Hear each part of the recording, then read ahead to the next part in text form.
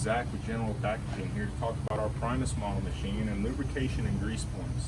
So Ryan, if you want to come on in here, we've got a few just lubrication points up here. We usually recommend just vegetable oil or food grade machine oil.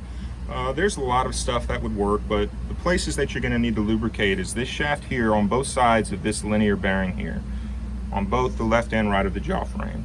We recommend just spraying your oil or putting a little bit of vegetable oil on a microfiber or lint-free cloth and just wiping it on real lightly.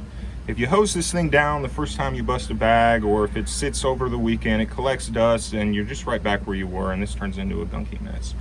Another place up here in the front of the machine is these shafts where you see these brass bushings. On both the left and the right, you can use the same product you're using here and in the same method. You're just going to wipe it on with a cloth real sparingly. You don't want a whole big buildup up here.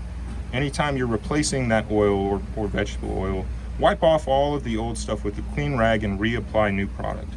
Inside of the machine, we have some more linear bearings. You can see there's one here and the same on the opposite side, and then there's two up here in the front. So 1, 2. Those are all of the lubrication points, and they're all the same way. You just want a light coating of film. You don't want it greased on there, you don't want to coat it, and you want to wipe it clean every time you go to redo it. Additionally, we have 2 grease points on these large bearings.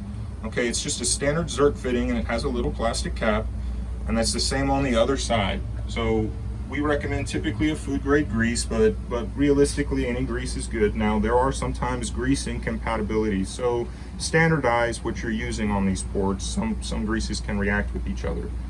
That's good.